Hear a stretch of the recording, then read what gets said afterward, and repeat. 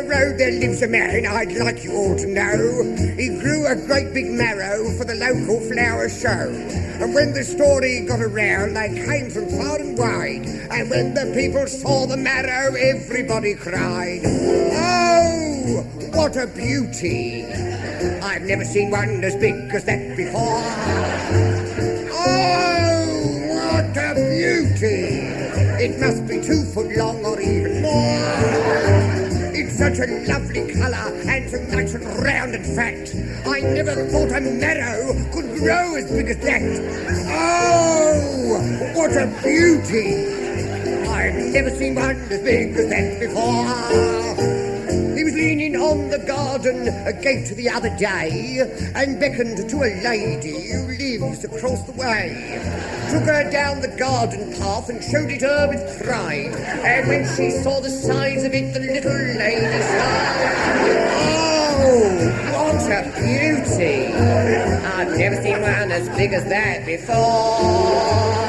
Oh, what a beauty! It must be 2 foot long or even more. With such a lovely colour and nice and round and fat, I never thought a marrow could grow as big as that. Oh, what a beauty!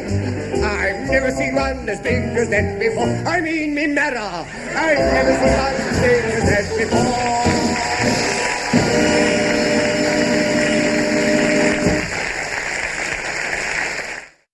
Hey everyone, Neen Cohen here for the Hyperactive Bookworm. Tonight I am getting to chat with the one, the only author of this creepy twisted tale, Miracle Growth, Tim Mendees. Hey Tim!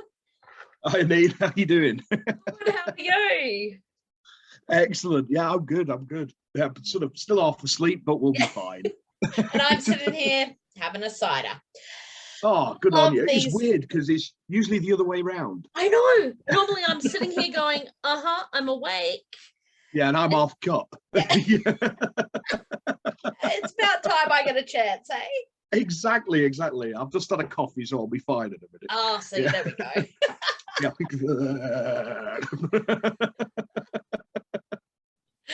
Oh, thank you so much for jumping on and chatting to me about this absolutely twisted. Oh, my pleasure. Twisted tale that you've written. So, first things first. Can you sum it up in 3 words for us? Bonkers murderous plants. There we go. Bonkers murderous plants. I love it. That works brilliantly. For all those watching at home, if you haven't watched, I have actually done a review of this book with one of our fellow authors, Chris Banner, who did it with me, and I believe she said something like Plants Payback or something like that. Yeah, the Vegetable Revenge or something like that, wasn't it? Yeah. Tentacles Without Tentacles or Twisted Terror. Oh, yes, yeah. The stealth tentacles. Yes. It's funny because that made me giggle because my partner a while ago said, you know what, we should make a Tim Mendees story bingo card. And the bingo card should be words: tentacle, frond, pseudopod. And if you get a full house, you get a prize or something. That's absolutely it. I mean, you pick up a Tim Mendees book and you're like 99% guaranteed you're going to get some tentacles in there. There's going to be some tentacle love. Or even if there's no actual tentacles, you probably get a tentacle-like object. Exactly. And that's what I giggled so hard in that part of the story when it's like, and I was just like, there we go. If it wasn't already a Tim book, it's a Tim book now. Brilliant. It was so great. So I have to ask, where the hell did this idea come from? Good question. Well, as most of my stuff is actually linked, the first thing I wrote when I decided I was going to write, it needs a lot of work. It was a thought because I'd forgotten how to write completely. So it was just a mess. Yeah. And it's a full-length novel. I just need to go back and do something with it. It's been sitting there for like 3 or 4 years now. But that introduced the town and the meteor and the fungus, the Pluto cap. And Ruth is in that. She has a very small part in that, Ruth Jenkins. Right. And from that, I wanted to do something sort of along the lines of, it was funny because you actually mentioned it. One of the inspirations was Hot Fuzz. Because I was thinking of an idea for carrying on with it, and I thought, and another inspiration was the Marrow song, you know. Yeah. And I thought, right, that's my starting block. So that Hot Fuzz popped in my head, and all these bits and pieces just sort of came in, and like obviously there's a bit of Day of the Triffids in there, and the Colour Out of Space, the Lovecraft, which is what inspired the first thing in the first place, and it all just sort of happened. Yeah, and it's like a lot of the characters pop up in other things. It's like Finch, Detective Sergeant Finch, has several stories that I've written. I love that. And the pub, the Ancient Mariner, and the landlord in that's the Grime of the Ancient Mariner, which is which is another story. Yeah, and all these characters pop up. It's like the short story Franz, which was in It Calls from the Sea, and it's also available as a free ebook thing. There's like that's from Erie, isn't it? Erie River. Yeah, it is. Yeah, yep. And that sort of takes place after this. Because I actually wrote this quite a long time ago now. Right. And then it got held up and all the rest of it, and then I went back to it and I added like 20,000 words to it, and it's a much bigger beast than it was when it started. And this doesn't surprise me. This doesn't surprise me at all. Well, this is why it's dangerous. Anybody saying developmental edits with me, as soon as they say, "Can you do?" It's just like, you do realize it's going to add about like 10K to it. Yep. Just a line here. Oh, okay, 3,000. Sure, yep, 3,000 words. Yeah, that's pretty much how it goes. Yeah. Well, it's funny because the first time I'd ever really spoken to Michelle River was for It Calls from the Forest. Oh, yeah. And I submitted a story called Rouse Them Not about 2 killer trees. And that originally started as it was intended for a horror for kids thing. Oh, God. And I got I know, right? I've read that. That's not for kids. No, I don't know. I thought because it was sort of fairy tale-ish, it'd be all fine. And I got a really polite letter saying, dude, this ain't for kids. And so I sent it to them. Yeah, I sent it to Michelle and Alana for It Calls from the Forest, and they sent me an email back saying, Michelle sent me an email saying, been talking to Alana, we were wondering, could you put some more death in there, some more, like, give us more, because you know Michelle's like, she loves her gore, so she was like, give me more gore. So I was like, oh yeah, okay, I can give you some more gore. So, and that doubled in size then. So. Excellent. So that was right from the start. Oh yeah, she knows. Definitely. He asked me to elaborate on something, she's going to get like double the word count. Yeah. I can't help it. Hey, if it works, it works. And I mean, exactly. Honestly, in Miracle Growth, my God, does it work? Like, it is such a brilliant book, Tim. Like, it's kudos to you. And this comes out the 23rd, is that right? Yes. Yeah. Awesome. Yeah. So for everyone watching, I'll have the pre-order link down below. If you're watching in the future, go get it. The link will still be down there to go purchase it. Go pick it up. It is a crazy, creepy, brilliant, bloody adventure. Thank you. I'm really glad. It's always a worry, especially when it was like you and Chris doing a buddy read. It was like, what if they think it sucks? That'd be really awkward. It would have been. I swear it would have been. But me and Chris were talking about it before we did that, and we're just like, oh my God. It's like the most Tim story. Like, it's just brilliant. I'm glad you said that, because I was asked, you'd get them like interview questionnaires for blogs and stuff like that. And I got asked that, what is the sort of, what of your releases is the most you? And I was like, is that? It's got to be that, because it's It's got to be. It's just that small British, pub that just, I'm not spoiling anything here, but I mean, the druggy guys at the front, like, I'm like, yeah, that's Tim having a right old fun with that one. It is. Yeah. It's really great. Like, interesting though, that scene, that introduction scene, that was one of the bits that I added in the developmental stage. So that's actually one of the most recent parts of it. Oh wow. Because as soon as I read that, I was like, oh my God, okay, I have to put aside like this time and just get through this, because it's one of those books that you don't want to put down, because you've done these brilliant hooks at the end of chapters and sections, and you're like, oh mother, what the hell? And you have to keep going. And it's so, like, kudos to you, because it's one of those ones you want to read in one sitting. Okay, I do have a question though. So I want to know, do you have favorite characters when you write? And if so, who is your favorite character in Miracle Growth? I do. I have two. One of them is Ivy, because Ivy Finch is basically based on my gran and her friends. Because like when I was a kid, my gran was like involved in the Women's Institute and all this kind of business. And we even had like a nun used to come around, and they used to sit and knit. Oh wow, the knitting circles. Yeah, the knitting circle. They used to sit and knit and drink tea, and my granddad used to go and hide down the shed. So I've grown up, and Macclesfield's got a lot of that sort of a very small town thing. Church fates and all this, and you see these people all the time. So she's sort of like an amalgamation of these characters that I knew growing up. And the other one is probably Jerry the janitor. Oh, I love Jerry. Jerry's fabulous. He's another quite late addition.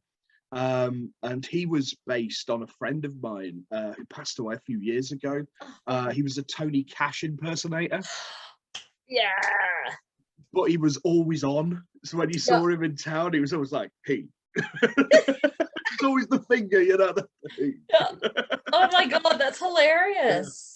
Yeah, so I mean, this is more so than pretty much anything I've ever written. Like, some of the characters are based like caricatures, I guess, of people I know or have met. Or all right, so the small town, is that based on an actual small town, or just bits and pieces of small towns you've been around? Yeah, it's kind of bits and pieces. I mean, I lived down the West Country for a while. I lived down in Devon for a while, and I spent a lot of time in Cornwall, and it is that sort of like typical West Country town. It's all sort of a bit removed from everything, a bit isolated, a bit sleepy. There's never any bloody mobile phone signal. One of them kind of places. And everyone knows everyone. Everybody knows everyone. But and it's the thing as well, because I mean, I grew up in Macclesfield, which is like, it is a small town near the Peak District. And everybody knows everybody's business and all the rest of it, and a lot of that goes in there as well. I mean, like the druggy scene at the beginning, that's for Macclesfield. That's straight out of Mac in the 90s. That wow. Love it. And sort of things like that. I mean, I cherry pick. And I just love little villages and little towns and these little odd little. I spent a lot of time going around these odd little places, these odd little customs, and like down the road. It's like, even like here, there's all these, like, they all have weird little things that no other village does. Like that makes it their own. Yeah, exactly. Like scarecrow festivals and all these weird ass things, and it's just like, where does you think to yourself, where does that even come from? So I like to, when I see these things, they get logged in here somewhere. And they eventually come out in a story. I love that. I really feel like I feel connected to a lot of your stories because of that. Because for me, it's, I always write the Aussie small towns. And it's like, yeah, and there's the British ones. I love it. Yeah. When I read other people's stuff and you get the small town America, the small town Australia, there's something about small towns, they're kind of universal. It doesn't matter where you are. Yeah, there's an atmosphere about them, isn't there? There's something about them. Yeah, exactly. And you know, there's it's some like characters that you just, no matter what country you're in, you know exactly what that character's like. Exactly, you know, the twitching neck curtains, the you know, the nosy neighbours, you know, the woman who knows everybody's business. You know, it's like one of Ivy's friends. I can't remember her name off the top of my head. Just gossips all morning, stuffing biscuits into her face. It's just like, there's always one in there. There's always one, absolutely. And I just, I do love Ivy. She's just like this. You know. Looks like an old granny, but she's like, nah, got steel rod for a back and just, well, isn't that unfortunate? Get your shit together. And I just love that. Yeah, well, that was the same. I mean, that comes from my gran, really, because like growing up, I mean, she was like, I remember when I was a kid, right? And she's, you know, in her 60s or something by this point. And she's like, come on, get the ladder. And we're going scrumping. And she's shinning up a ladder, getting bloody trees. And she used to brew her own wine, you see. She used to make her own wine. So we used to go around getting all the apples and the damsons and green gages and all that kind of business, man. Yeah. Oh, I love it. That is so absolutely brilliant. There's this little old lady climbing trees. It's just, you know, it's that kind of thing. Yeah. And always ready with a cup of tea and all. Yeah. Yes. I'm glad you and Chris, I'm glad you like that. One of my favorite scenes in the whole of the book is the bit. There's this big scene of devastation and destruction. I'm not going to go into too much detail. No, don't. No, absolutely. And the shed door opens, and there's Ivy. Who wants a cup of tea? Yeah. So many moments like that, and it's just, but the way you do it is so well done because it's this really tense part. And then you just can't help but laugh because it's that release of tension. That's what I go for because, I mean, I like that myself when I read things and films and things like that as well. And that's what I've been a fan of the Simon Pegg Edgar Wright movies, like Shaun of the Dead. Shaun of the Dead is the best. I mean, that nailed that for me. Because you have these moments like the scene where all the zombies are trying to come in the pub and it's all just all this and and the song. Yeah, and Queen's Don't Stop Me Now comes on. It's just, it's genius. It's absolute genius. It's just pitch perfect. And again, it's just so British. It's just, that is exactly what had happened, you know? Yeah, absolutely. Because, yes, I got that feel when I read this. It was so good. So, people, if you haven't watched me and Chris go on about this book, go for it. Or let me explain how I sum up this book in more than 3 words. So Miracle Growth is Alice in Wonderland on speed meets Little Shop of Horrors with some Evil Dead thrown in for good measure and the hilarity and humor of Hot Fuzz. Awesome. I can go along with that. It's interesting because I hadn't actually thought of the Wonderland comparison until you and Chris were talking about it with the plants. Yeah, the plants, because they like they move in relation to the noise. Yeah. Wow. That's amazing. I hadn't actually thought of that at all. That you could channel that, and that wasn't even like a conscious thought, but it was twisted. Excellent. Yeah, no, I'm glad you said that. It's like and I never really thought of Evil Dead, but I should have done. Especially because the classic scene, you know, dragged into the woods bit, you know, and that's exactly. I should have thought, but yeah, it's. But all those little things come out because they're the things that you've loved and you know put back in there, and it's going to come out. It's like my brain is a big recycling plant for crap. It's like this stuff just goes in there and just gets churned up and comes out. But it's so brilliant because it's your own take on it as well. So it's got those elements all. And how do you say the god's name? Did I actually get it right? It's actually Jerigathi. Jerigathi. So, that's actually that he is. He's mine. He's my addition to the Cthulhu mythos pantheon. Oh, thank God, because I thought I was just like, man, No. my points are lost for the Cthulhu. No.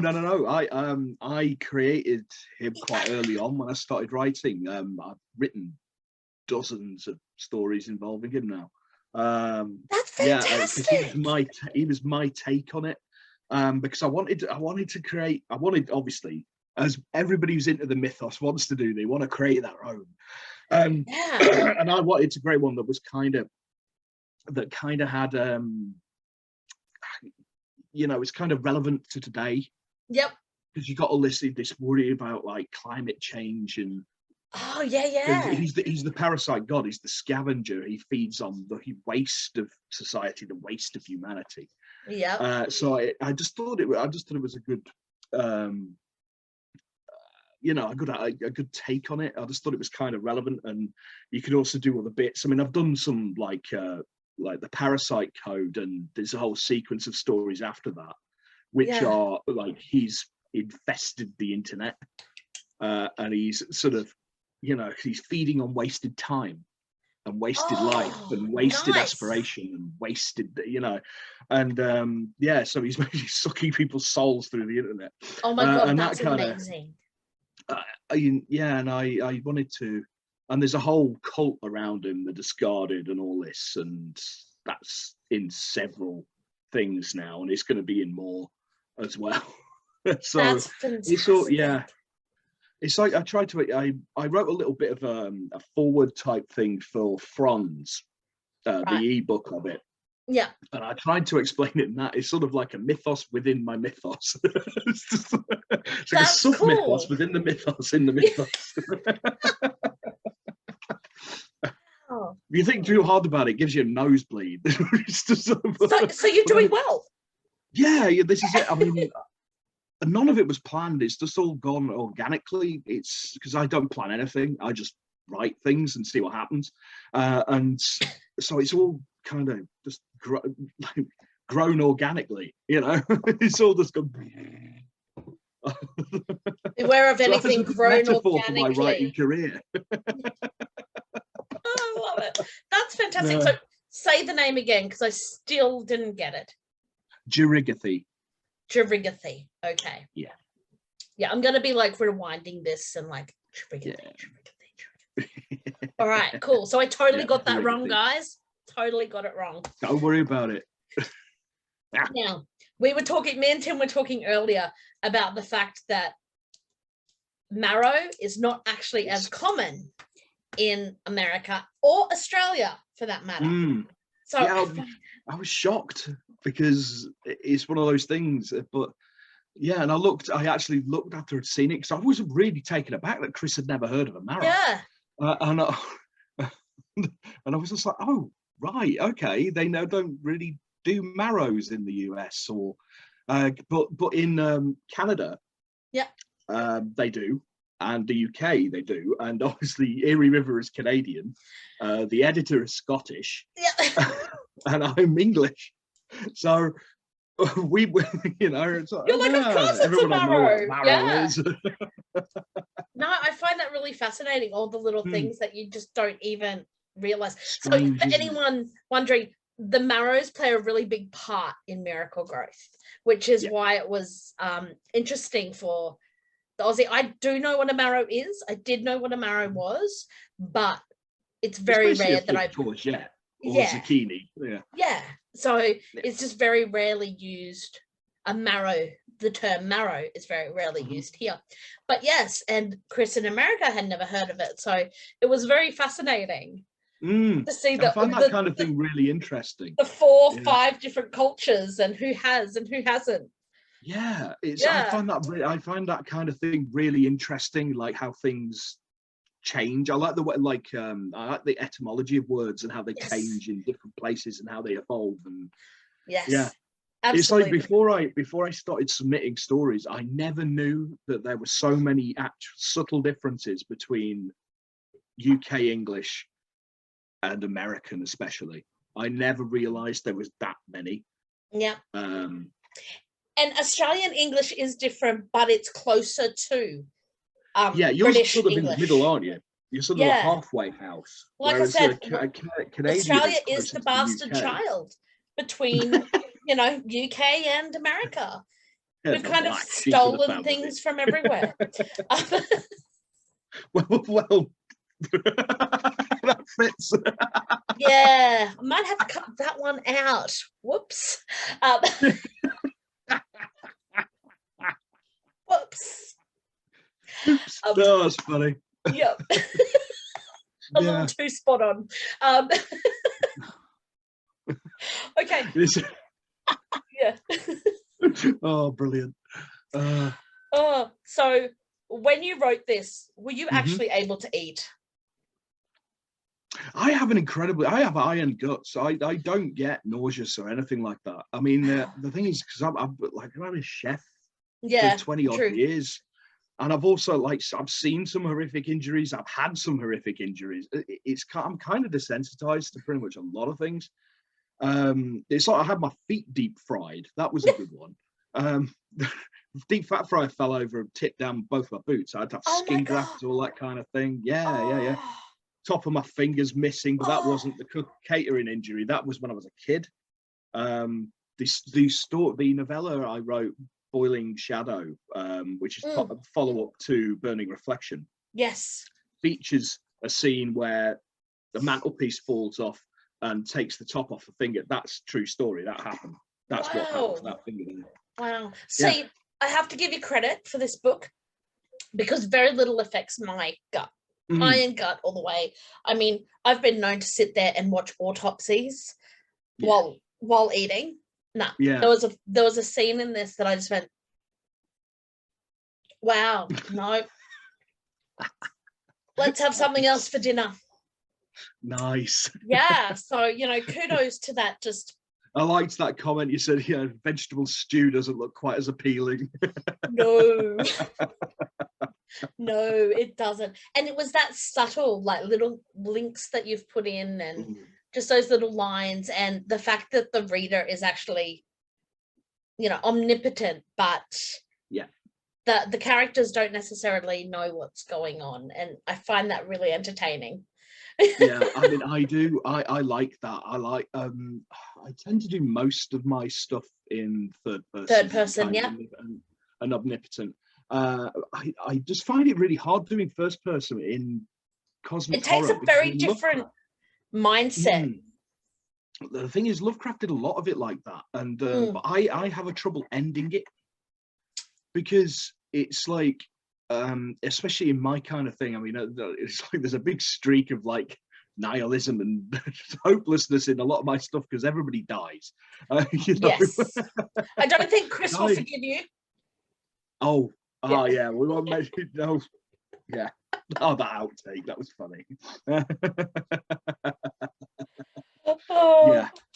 Well, you know, it's the old Stephen King thing, isn't it? Kill your darlings. Exactly. You know? Yes, you don't read a Tim Mendees story in like with preciousness.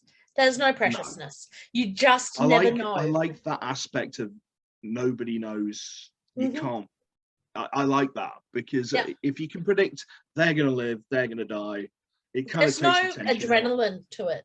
No, if you make it a point of going, well, nah, nobody's safe. Yeah. Anything can happen. And for something that's so speculative fiction, not real, it's more real. Like, you know, exactly. Yeah. You can't predict who's gonna die in these things. So yeah. Yeah, exactly. Yeah. It's like, it's like a lot. I like to think a lot of the time. It's like, you know, there is these rules of writing and making a story. And the first thing I did was take that rule book and throw it away. Break it. Smashed into heaps of little pieces. Yeah, just chuck it out the window. Just go for it. And it, you know, I mean, I can't really write it in another way now, I don't think. I like I said, I like to keep people on edge, and that's why I like the humor as well, because if you've got them chuckling 1 minute and then you throw something out of nowhere, you know, or you know, it keeps it going. Yeah, it does. And I think that's one of the hardest things to do with longer, because somebody asked a while ago on one of the groups, what's the difference between like short stories and longer form fiction? I think one of the hardest things is keeping that momentum going. It's making sure it's not always up, like giving the reader time to breathe, but not so much that they get bored. They need to still have that thread pulling them, and it's bloody hard. It really is, isn't it? It takes a very different mindset to write longer fiction. Yeah, with short stories, you kind of it sort of goes like that.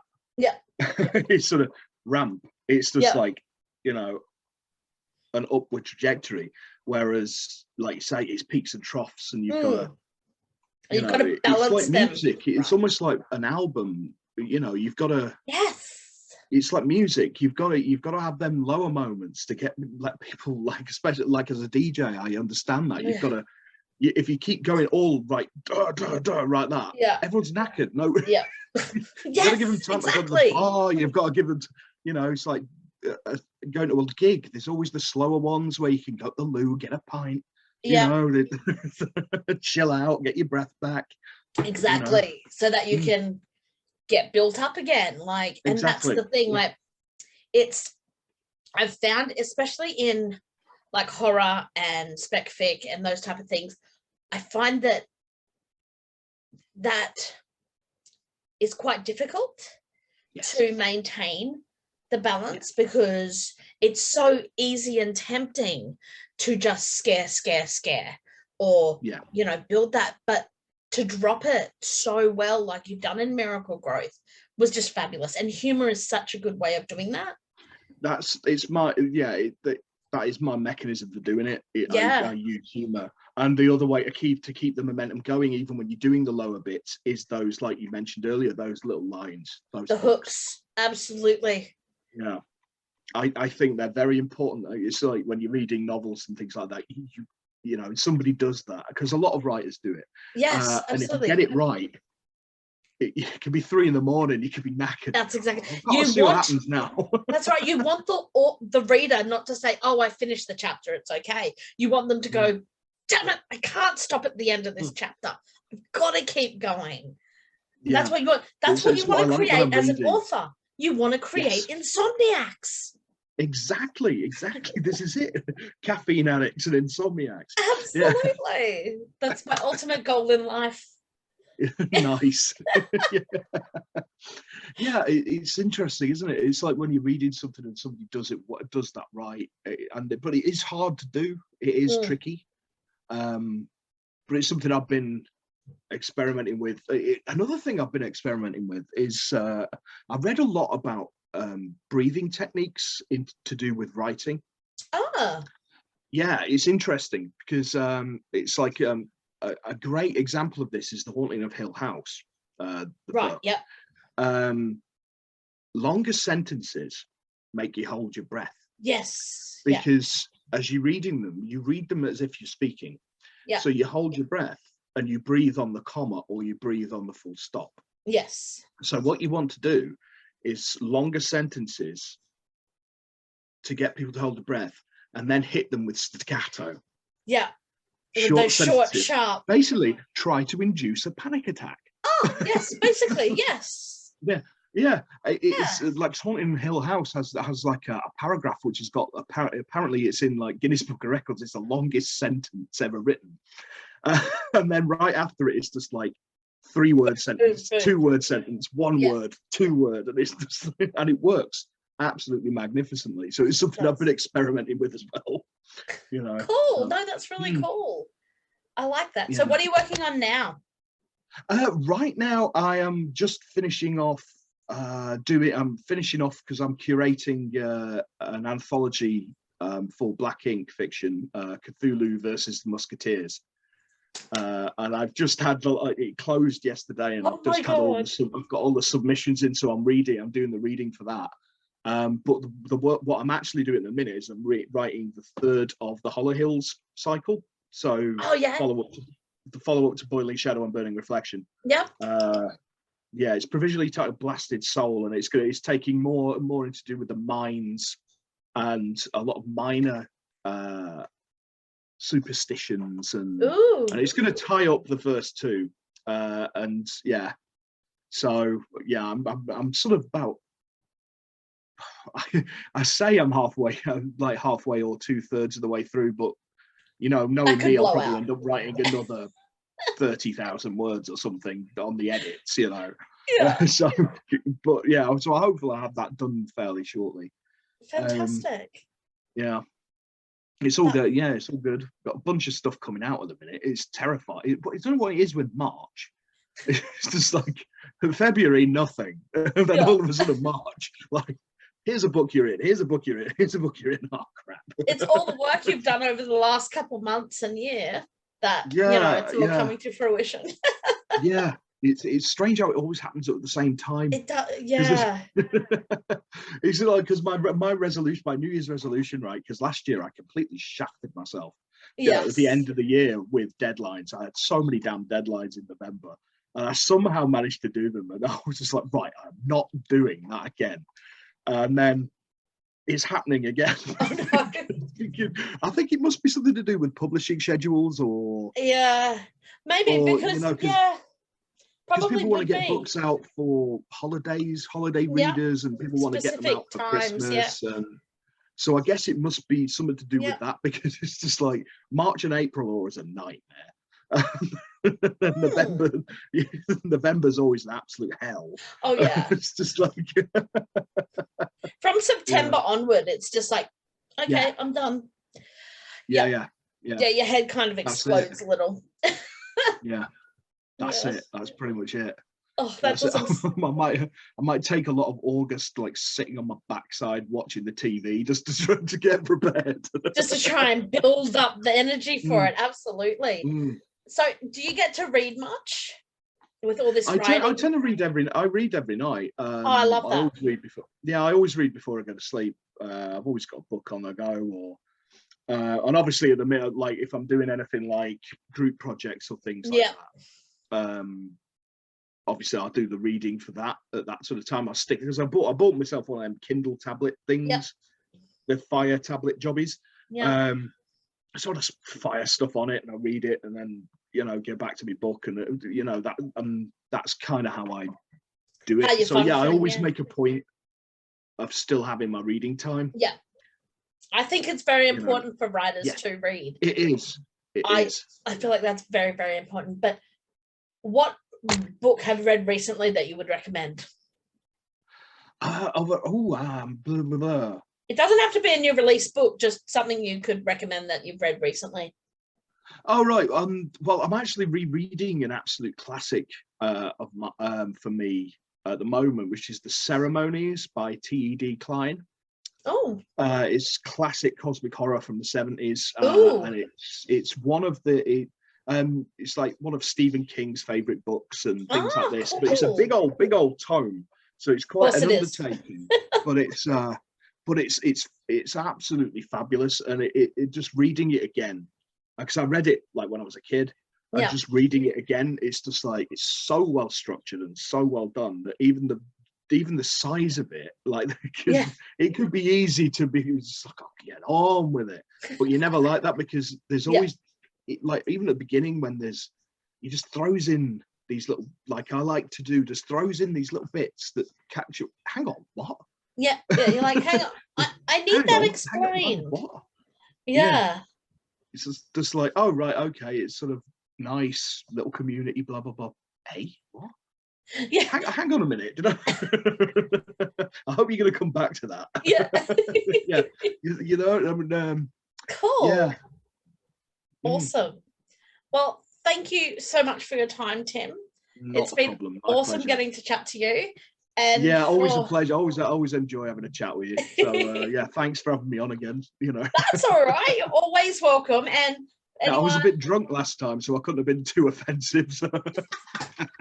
No, not at all. So here we go. And like I said, I'll put the links in the comments, guys. Excellent. Yes. Yeah. Oh, beautiful. The hardcover. Michelle's does. I love that. Michelle Rivers covers Yes. are always superb, and I couldn't be happier with that. Yeah, a big shout out to Michelle at Erie River Publishing, because yes, she's spot on with it. But awesome. So we will catch you all later. Bye. Goodbye.